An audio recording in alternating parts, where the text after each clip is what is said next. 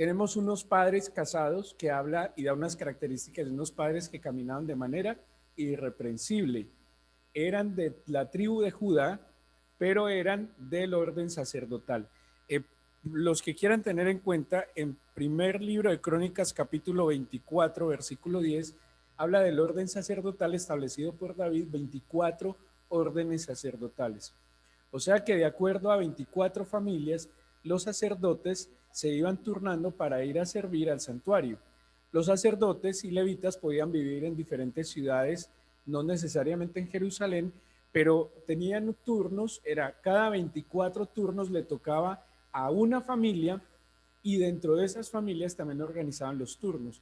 Es muy posible, se habla que en la época de Jesús es muy posible que solo una vez en la vida pudieran haber tenido la oportunidad de servir en el templo, por la cantidad de sacerdotes y levitas que había. Así que era una oportunidad extraordinaria poder ir al templo una vez en la vida, aunque fuera, claro que sí. Entonces, tenemos por un lado una pareja de ancianos, estéril era Elizabeth, eran irreprensibles, justos, pero ¿qué no tenían? Era importante para la sociedad de aquel entonces tener hijos, era muy importante, era determinante tener hijos, ¿sí? Muy bien, si es importante hoy, ahora imagínense para aquel entonces que en el caso de las mujeres era casi el propósito de vida para las mujeres en esa época, era demasiado importante. Por otro lado, versículo 26 dice, al sexto mes, el ángel Gabriel fue enviado por Dios a una ciudad de Galilea llamada Nazaret, a una virgen desposada con un varón que se llamaba José, de la casa de David, y el nombre de la virgen era María. Muy bien. Ambos podían ser perfectamente, bueno, tengo que corregir algo. Bueno, no necesariamente, les voy a explicar algo para que me lo entiendan. Los levitas descendían de Leví, pero como los levitas vivían en medio de las tribus, era muy posible que se hablara de los levitas que estuvieran ¿dónde? En Judá, ¿sí? Y que fueran de la tribu de Judá, pero eran de una casta sacerdotal, porque los levitas estaban en medio de todas las tribus. Tenemos por otro lado una pareja joven, habla de una joven que es María, pero ellos no habían consumado el matrimonio, sino que estaban desposados, o sea, comprometidos. ¿Se acuerdan más o menos cuánto podía durar ese compromiso del matrimonio? Podía durar de 9 a 12 meses, pero legalmente estaban, o sea, el compromiso era tal que era casi, se necesitaba casi una carta de repudio, de divorcio, para disolver ese compromiso. Era un compromiso ya absoluto, o sea que se esperaba, claro, se esperaba que cuando se desposaban, sí o sí se iban a casar. Por otro lado, era una pareja joven, no habla cómo caminaban ellos porque aún no habían consumado el matrimonio, pero sin duda alguna era una pareja, y ya nosotros lo sabemos, no tenemos que imaginarlo, era una pareja excepcional. Los unos están en Jerusalén, sacerdotes, los unos están en Nazaret, que son de la tribu de Judá, ¿sí? Versículo, vamos a volver, entonces aquí yo voy haciendo un paralelo, entonces tenemos Elizabeth y Zacarías por un lado, María y José por el otro. ¿Cuál era la profesión de los padres de Juan? ¿Eran de qué? Muy bien, eran como tal sacerdotes, de la familia sacerdotal. La profesión de los padres de Jesús, tectones, acuérdense, la palabra es tectón, y tectón es constructor. Muy difícil que fuera carpintero, que la palabra carpintero haga referencia a madera, por tanto no había madera. Lo más seguro es que lo que trabajaba San José era la piedra, pero la palabra es tectón, de donde viene arquitecto. Arquitecto es el principal constructor, ¿sí? Y tectón, o sea que nuestro Señor es constructor, ¿sí? Como era su padre. Entonces, por un lado tenemos unos constructores, los tectones, y por otro lado tenemos unos sacerdotes. ¿Listo? Muy bien. Sigamos. Volvamos al versículo 8. Aconteció que ejerciendo Zacarías el sacerdocio delante de Dios, según el orden de su clase, conforme a la costumbre del sacerdocio, le tocó en suerte ofrecer el incienso entrando en el santuario del Señor. ¿Qué le tocó hacer a Zacarías? Ok, o sea que estaba en qué parte del templo. En el lugar santo. Solo quien podía llegar al lugar santísimo, el sumo sacerdote. Y Zacarías era un sacerdote que estaba encargado seguramente del incienso, otros de los panes, otros de las lámparas. Esa era la función de él. Pero pregunto, ¿haber llegado al lugar santo era importante para un sacerdote? Y vuelvo y les digo, y era muy posible que solo le tocara una vez en la vida, porque era por turnos, era por suertes y había muchos. Entonces, es muy posible, e históricamente los que van a estudiar el Nuevo Testamento este año que viene, históricamente en la época de Jesús, como el templo estaba en su furor, había demasiados sacerdotes y levitas. Entonces, por eso se habla que es posible que solo haya sido una vez en la vida. Para él entonces era algo así como, es como el profesional que se prepara para algo especial y le llega la oportunidad. Es como el que entrena para lo que tanto anheló entrenar y se está enfrentando a este desafío. Esa era la oportunidad de Zacarías. Recuerden de nuevo, era anciano y estaba estéril. Versículo 10. Y toda la multitud del pueblo estaba afuera orando, a la hora del incienso, y se le apareció un ángel del Señor puesto en pie a la derecha del altar del incienso, y se turbó Zacarías al verle y le sobrecogió temor. Estamos viendo paralelamente que el anuncio de Juan y el anuncio del Señor Jesús. Volvamos al versículo 27. Vimos, a propósito, ¿cómo se llama el ángel que se le apareció a Zacarías? Aquí dice el ángel del Señor, pero como Gladys ya vio Nuevo Testamento, ya sabe que se llama Gabriel también. El versículo 19 va a decir que es Gabriel también, ¿sí? Es el mismo, Gabriel. Acuérdense que Gabriel es el responsable de los mensajes de los planes y propósitos de Dios. En el versículo 26 dice entonces que se le aparece Gabriel a María, a una virgen desposada. Dice el versículo 28, estando el ángel en donde ella estaba, dijo, salve muy favorecida, el Señor es contigo, bendita tú entre las mujeres. Mas ella, cuando le vio, se turbó por sus palabras y pensaba qué salutación sería esta. ¿Sí van viendo similitudes y diferencias en el anuncio? Pregunto, ¿a ambos se les apareció un ángel? Hagan esta analogía. ¿Qué estaba haciendo Zacarías? Sirviéndole al Señor. ¿Qué creen que estaba haciendo María? Seguro María tenía que estar haciendo algo similar. María seguramente, y si era un plan de Dios, tendría que estar no preparando la boda. Sí, María, yo no creo que estuvieran, ay, ¿cuándo vendrá José? ¿Por qué se demora tanto? ¿Cuándo llegará ese día? Ay, San José, San José. No, María no estaba en esos cuentos. Ojo, que lo que está haciendo aquí Lucas con estos dos anuncios tiene mucha importancia.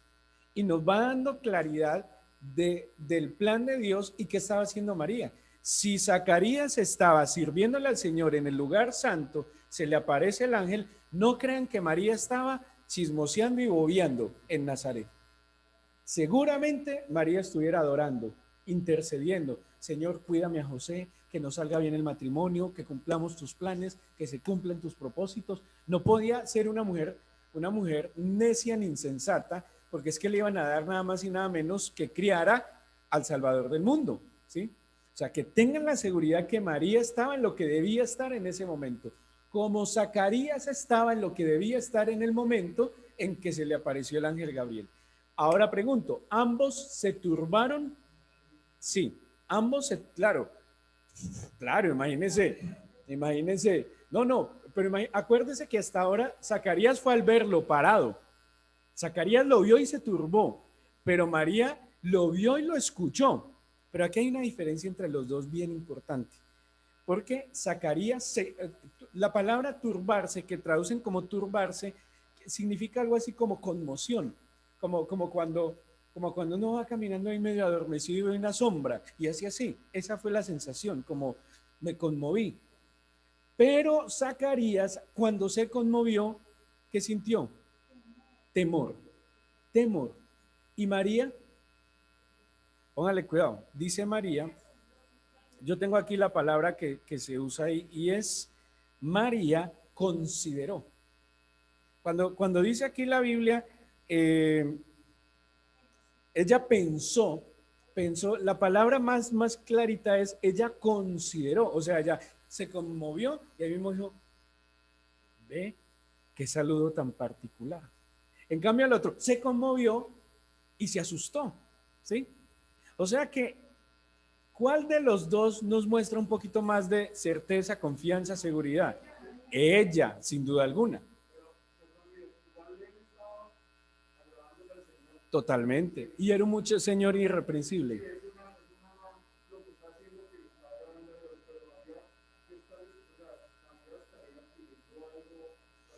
María no estaba pidiendo. Es que lo que yo quiero y comparar, María no estaba pidiendo. Zacarías tenía un anhelo. María tenía un anhelo que tenía que ser más trascendental porque ni siquiera ya, ojo, Zacarías le dio miedo, a ella no, ella dijo, uy, ¿qué palabras eran estas? Vamos a seguir la historia y ver acá vamos a concluir dos cosas muy lindas que tienen mucho que ver con nosotros. Dice, entonces vamos, tenemos que él está ejerciendo el sacerdocio, ella seguramente está mínimo adorando, mínimo intercediendo, pero bobeando no está María. 2, se les aparece el mismo ángel Gabriel. 3, él se turba y tiene temor, ella se turba y considera. Son reacciones diferentes. Luego, le dice el ángel, volvámonos al versículo 13. El ángel le dijo a Zacarías, no temas, porque tu oración ha sido oída. ¿Qué estaba haciendo Zacarías? Aprovechando. Estaba en el lugar santo. Tuvo la suerte de estar en el santuario. ¿Qué dijo él? No, pues yo voy a aprovechar y voy a pedir lo que tanto anhelo. Si a usted el Señor le dice, como a Salomón, pídame lo que quieras, pues uno aprovecha. Pero María, algunos especulan que María le pedía al Señor ser la madre del Salvador. Yo no lo creo. ¿Sí? Es una especulación demasiado osada. Para mí me parece muy osada. Pero María sí tenía que tener algo en su corazón y era agradarle, honrarlo, amarlo profundamente. Acuérdense que adoración es amar profundamente. Y Zacarías, ya más mayor, pues tenía un anhelo y dijo, por fin tengo la oportunidad de estar delante de Dios, ¿qué voy a hacer? Voy a pedirle. ¿Y qué le dijo Gabriel? Tu oración ha sido oída y ojo, ¿cuál fue la oración que Zacarías hizo?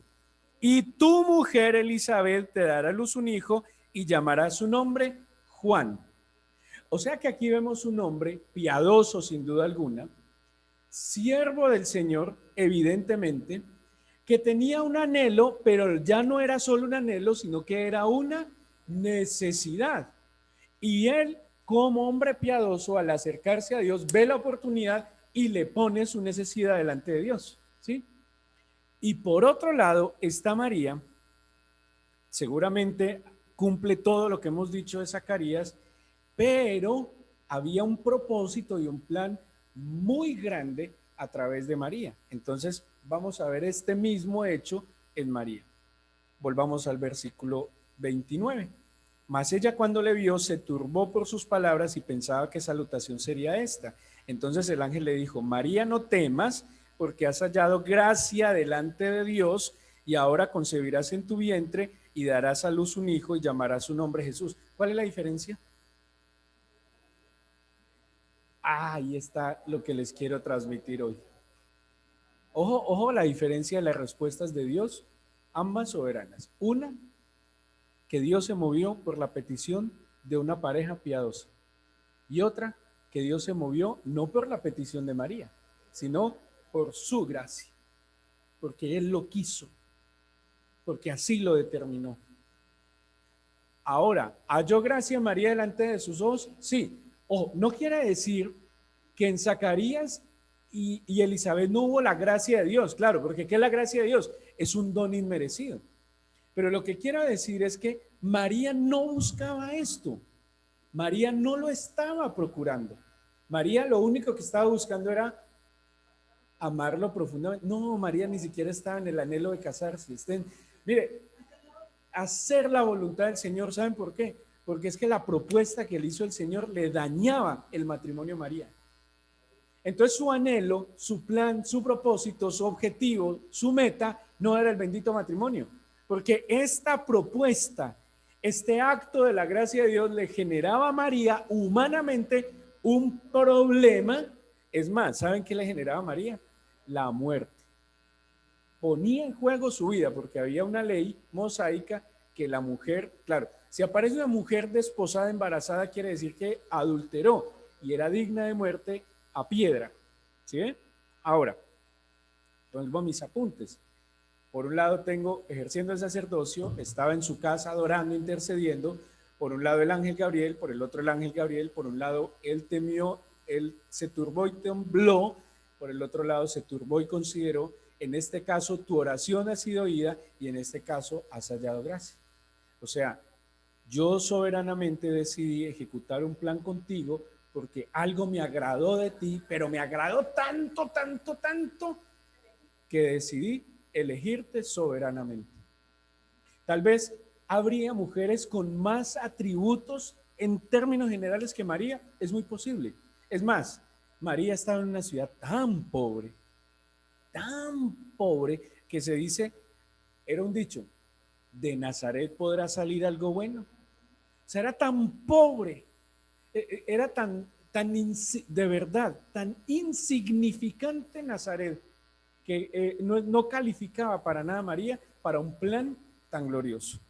Ahora, ¿qué más pasa acá? Les da el nombre, Juan y Jesús. Jesús, la palabra Jesús quiere decir Salvador. ¿Listo?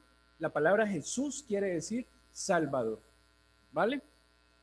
Jesús, Cristo quiere decir Salvador enviado, porque Cristo es una palabra griega que quiere decir enviado, ¿sí? Que es la misma palabra Mesías en hebreo. Por eso yo les vuelvo a decir, nunca digan por un Cristo bendito, una cruz no es un Cristo, una cruz es una cruz.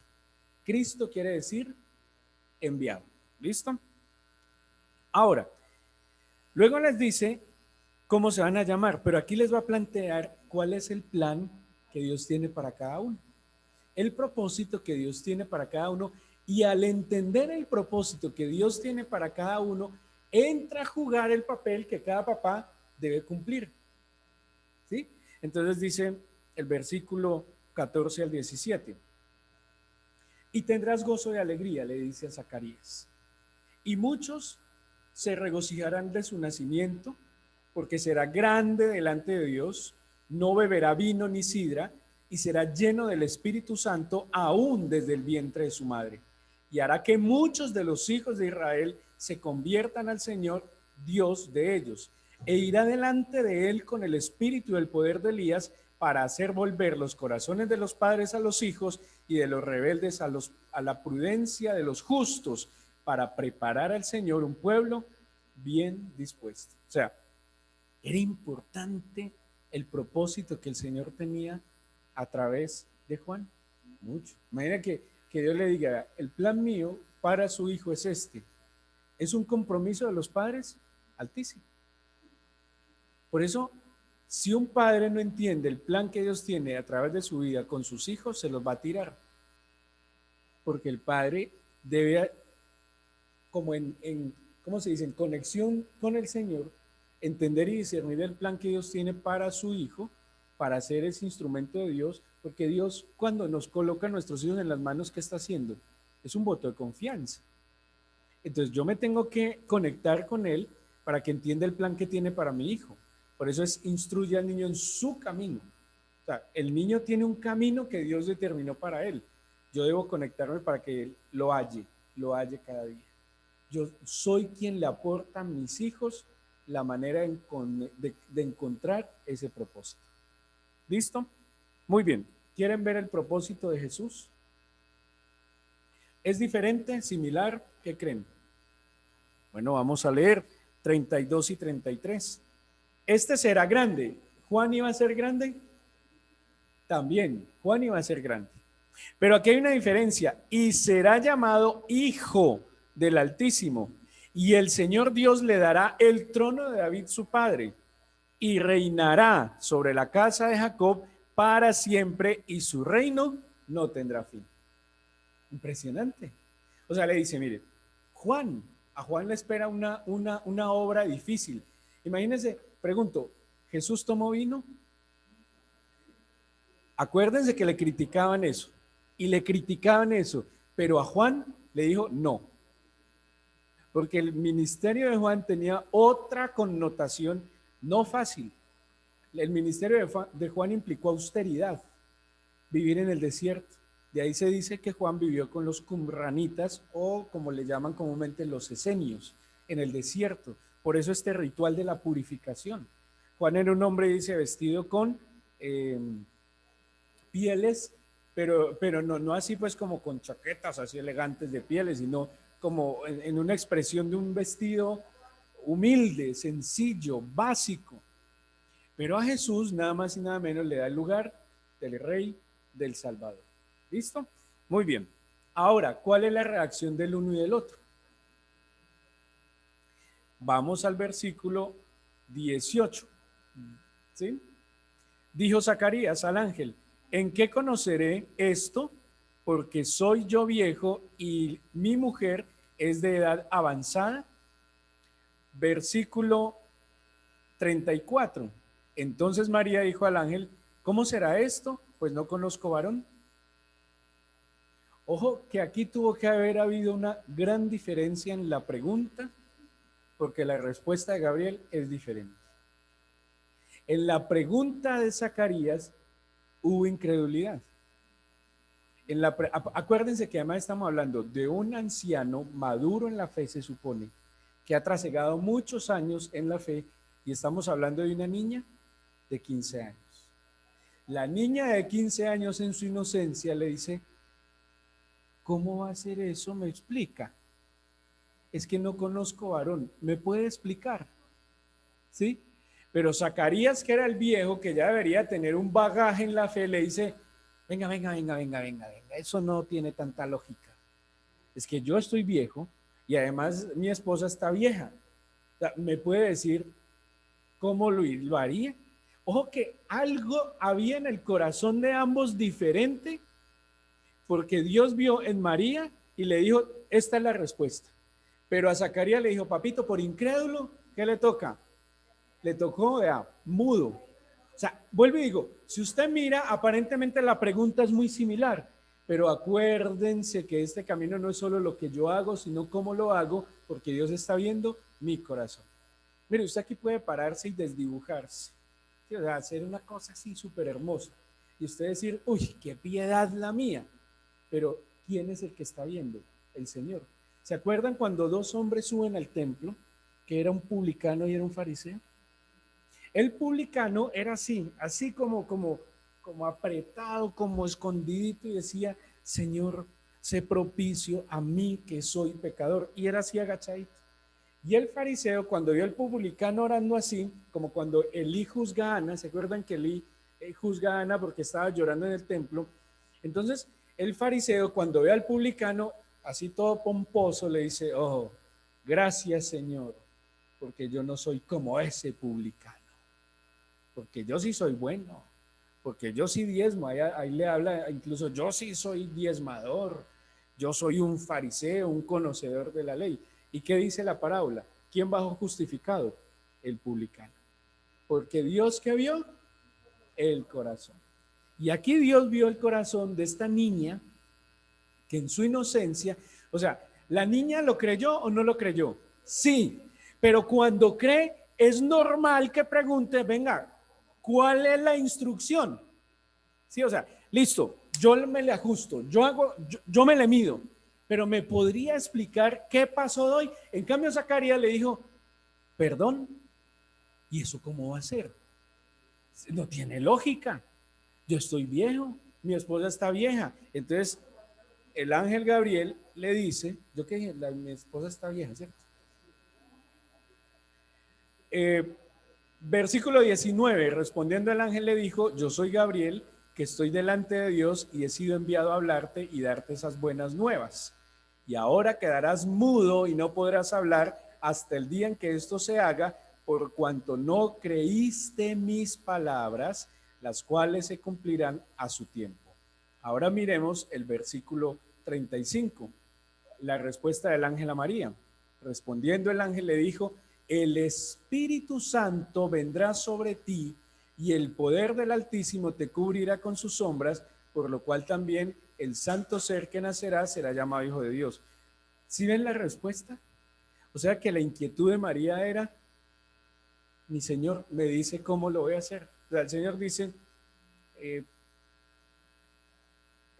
por decir algo, le dice: sigue mi tarea por herencia a las naciones. Entonces uno puede tomar la de Zacarías. Señor, pero no, es que sí, seguirte. Ay, es que Cali, es que Manizales, es que esta ciudad es tan chévere, es que mi trabajo. O, listo, Señor, ¿cómo lo hago? Instrúyame cuál paso debo dar. Esa es la diferencia. Y la respuesta es muy diferente. Entonces, ¿qué hizo Juan? ¿Qué hizo el Señor? Gabriel con María le dio el cómo. Y a Zacarías le dijo: pues mijito, esto se va a cumplir. Y hasta que se cumpla usted, no va a poder hablar. O sea que la incredulidad le trajo de alguna manera una disciplina. Pero le pregunto, ¿la respuesta de Dios se afectó ante la incredulidad de Zacarías? No, porque Dios vio la piedad de Zacarías con la cual pidió que le diera un hijo. ¿Sí? Muy bien. Versículo 20.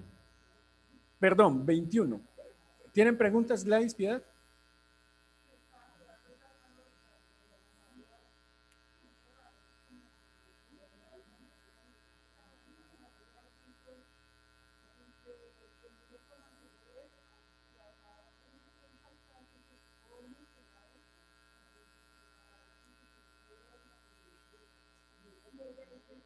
Claro, no lo ven en la pregunta, véanlo en la respuesta. No lo digo yo, es que no lo estoy diciendo yo. ¿Quién dijo que era incrédulo? ¿Yo? La Biblia. Al ángel Gabriel le dijo: por tu incredulidad has quedado, no vas a quedar mudo. Sí me va a entender, ¿verdad? No lo estoy diciendo yo a propósito, yo no tengo nada en contra de Zacarías, yo me estoy limitando a tratar de describir, lo que está acá. Es claro deducirlo porque es que, ojo, yo puedo hacer la misma pregunta con dos intenciones diferentes. Y eso es lo que ve Dios. Yo puedo hacer la misma pregunta con dos intenciones. Y Zacarías tenía una intención y María tenía otra intención, y es clara en la respuesta que Dios les está dando. ¿Sí? Si ambas intenciones fueran similares, el Señor le diría a través de Gabriel a Zacarías: Zacarías, mira, entonces vas a llegar a tu casa, te vas a llegar a tu mujer y va a quedar embarazada.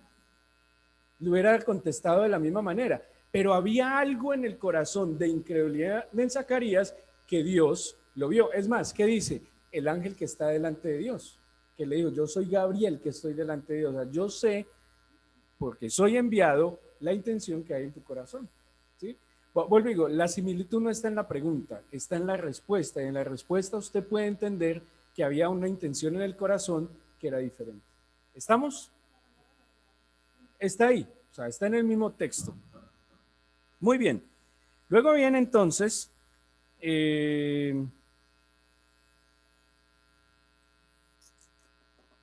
21. El pueblo estaba esperando a Zacarías y se extrañaba de que él se demorase en el santuario, pero cuando salió no les podía hablar y comprendieron que habían visto visión en el santuario. Él les hablaba por señal y permaneció mudo. Cumplidos los días de su ministerio, se fue a su casa. Después de aquellos días concibió su mujer Elizabeth y se recluyó en casa por 5 meses. ¿Qué pasó con el Señor Jesús? Respondiendo el ángel, bueno, ya el 36, he aquí tu pariente Elizabeth, ella también ha concebido hijo en su vejez, y este es el 6º mes para ella, la que llamaban estéril, porque nada hay imposible para Dios. La respuesta de María: he aquí la sierva del Señor, hágase conmigo conforme a tu palabra, y el ángel se fue de su presencia. ¿Yo qué quiero concluir para mí? Lo que yo concluí para mí. Dios tiene como, a ver, hay como dos maneras en que yo puedo acercarme a Dios, o más bien recibir de Dios. Hay una manera que yo voy a recibir de Dios y me lo enseña la Biblia, y es que también conforme a mi piedad, conforme a la rectitud de mi corazón, yo con toda libertad le puedo pedir a mi Padre. ¿Sí? Mi Padre pudo haber dado una orden de, por ejemplo, el profeta Ezequiel, el rey Ezequías, el Señor le mandó a decir a través de Isaías: arregla tu casa que te vas a morir. ¿Sí? Ezequías, ¿qué hizo? Conforme a que era un hombre piadoso, se sintió con la confianza de decirle al Señor: no me lleve todavía, deme más tiempo. Y el Señor, ¿qué le dijo? Bueno, Zacarías, aunque yo había determinado algo, pues te voy a conceder 15 años más. Y se los concedió. ¿Sí? Entonces, hay una forma en que yo puedo ver la respuesta de Dios, y es que conforme a mi piedad, a mi rectitud, con toda libertad le puedo pedir, ojo, conforme a mi necesidad, conforme a mis anhelos, ¿cierto que sí? Y obtendré respuesta de Dios, sí, en medio de su soberanía. Pero hay otra forma como Dios también va a actuar en mi vida, y es conforme a su gracia soberana. Ahora, se los voy a poner así. Si usted pone una balanza a Pedro y a Pablo, humanamente, a los ojos de los hombres, ¿quién era mejor que Pedro y que Pablo? Hablemos hasta el año 33. Pedro. Pedro dejó las redes, Pedro dejó su trabajo, Pedro siguió al Señor, Pedro le trabajaba, Pedro fue fiel, Pedro estuvo dispuesto a lo que fuera, que él metió las patas bueno, no digamos Pedro, comparémoslo con Juan, porque Pedro hizo una terrible. Juan y Pablo. Creo que Juan, que el discípulo amado, que tan dulce, que tan tierno, que tan maravilloso. ¿Y Pablo qué era? Un asesino, un genocida era Pablo. Entonces, Dios soberanamente a Juan le respondería seguramente por sus virtudes, por su rectitud, por su piedad. Pero lo que Dios hizo con Pablo, que Pablo mismo lo dice que fue gracia. Siendo un genocida, un perseguidor de la iglesia, ¿qué hizo Dios? Pablo. O sea, si el Señor...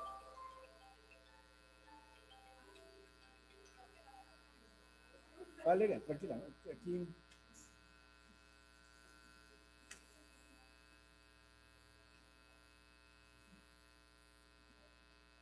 Pablo, por Dios, Pablo, ¿qué atributos tenía o qué había hecho para que el Señor le dijera: me vas a hacer instrumento útil, y que lo constituyera como 12º apóstol? Nada. Fue, pero Dios, por gracia, vuelvo y digo, pero había algo que Dios vio en Pablo en lo profundo de su corazón, que conmovió el corazón de Dios para darle por su gracia. Pablo menciona, si no estoy mal, es en Colosenses, y dice, cuando habla de que él como un abortivo, llega al último y dice: la gracia de Dios en mí. Pero Pablo dijo algo que es lo que yo quiero terminar: la gracia de Dios en mí no fue en vano. Usted entenderá que muchas personas, yo no sé si usted se pregunta a veces por qué ve que Dios bendice a personas que aparentemente no lo merecen, ¿sí? O sea, uno como humano juzga eso, como Dios le da una oportunidad y otra oportunidad, ¿sí? Lastimosamente, no todos aceptan esa gracia y responden o corresponden a esa gracia como lo hizo Pablo, ¿sí? Hay otros que les toca un poco más duro y caminar de pronto más derechos, más rectos, esforzarse un poco más para obtener ciertas respuestas. Seguro eso. Muchas gracias por ese ejemplo, hermana. ¿Se acuerdan que en la Biblia había unos trabajadores de la viña que empezaron a trabajar a las 6 de la mañana? Y otros que llegaron a las 11, y a todos se les pagó por igual. ¿sí? Ojo, claro, le reclamó el de las 6, uno de las 6, pero aquí hay un detalle. Acuérdense que nuestro Señor siempre es el juez justo. Y si bien todos obtuvieron el salario que era la salvación, hay unos plus que el Señor sí tendrá en cuenta al piadoso, al que se esforzó y al que estuvo dedicado delante del Señor. Lo que quiero decir es que Dios nos puede dar conforme a su gracia y cuando usted sepa que Dios le está dando conforme a su gracia, sea sensato y viva conforme a esa gracia. María correspondió a esa gracia divina. María fue absolutamente correspondiente a esa gracia que Dios tuvo. Sin merecerlo, María, te voy a conceder esto. Sin merecerlo, Pablo, te voy a conceder esto. Y ellos, ¿cómo hicieron? Reaccionaron. No fue en vano, que no sea en vano la gracia de Dios en mí. Pero por otro lado, en su rectitud y en su piedad, Dios también va a hacer hechos poderosos y sobrenaturales. Y ahora Yolanda dijo algo que yo lo pensé cuando estaba estudiando esto, porque Yolanda dijo algo de rompecabezas. Y cuando, ya sea por la gracia de Dios o por la, lo voy a decir así, por el mérito o por la bendición de Dios, fruto de la obediencia, el Señor empieza a interrelacionarnos para que entre todos seamos instrumento de Dios en su gracia y en su bendición. ¿Él se qué? Claro, pero digo es que nos va armando, claro, nos va haciendo uno solo con Él y mi bendición se convierte en una bendición también para quién, para Mari. La bendición de Mari entonces se convierte en una bendición para Antonia. Entonces la bendición o la gracia en Antonia se convierte en una gracia para Sandra y empieza como a entretejernos y por eso la Biblia dice que como somos uno solo y así como uno solo, crecemos hasta la medida de Cristo. El corazón de los padres a los hijos. Entonces mira que son funciones complementarias. Juan tenía una labor, era su ministerio, su servicio. Y el Señor Jesús tenía su misión, su ministerio, su labor. Pero todo se, como dice aquella reina de belleza, se complementaba en sentido contrario y viceversa. ¿Sí? O sea, se entrelazaba y entonces tu talento fortalece mi no talento. Tu fortaleza fortalece mi debilidad, pero mi virtud también te ayuda en la falta tuya y empieza como a entrelazarnos y ahí es que somos uno solo. Por eso somos el cuerpo orgánico de Jesús. ¿Cuándo? Cuando yo estoy o decido caminar en rectitud y piedad o decido corresponder a esa gracia. Cualquiera que sea la manera como Dios está actuando en mí, pues ahí es donde, como decía Yolanda, se arma ese rompecabezas. John.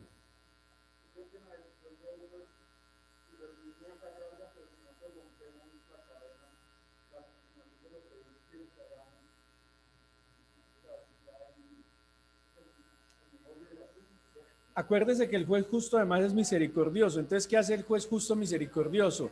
En la gracia, da otra oportunidad, da otra oportunidad, da otra oportunidad. Hay que tratar de no quemar todos los cartuchos. ¿Sí? Hay que tratar de, o sea, porque usted puede reaccionar a la gracia hoy, o puede tardarse 10 años y comer polvo, por no haber sido un poco sensato. ¿Sí? O puede reaccionar a la gracia hoy, yo no juego más con esto. O sea, si no lo merecía y él me lo concedió, yo qué me voy a poner a perder el tiempo, no hay tiempo que perder. Señores, contigo, contigo, contigo. No juego más.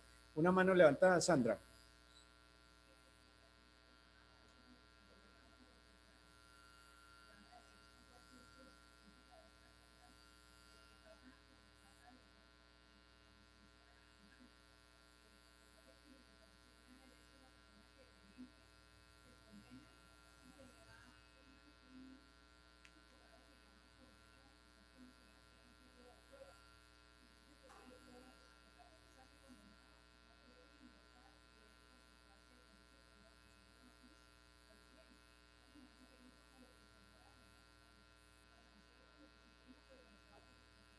Y más, o sea, Sandra como es juez nos está explicando en la justicia que sean no como unas oportunidades, no, y Dios más. Y quien puede identificar hoy un poco la gracia de Dios se dará cuenta que Dios no le ha dado una, ni dos, muchas. Solo que un buen consejo de amigo, no queme todos los cartuchos. O no sea insensato de que llegue tarde a disfrutar la gracia.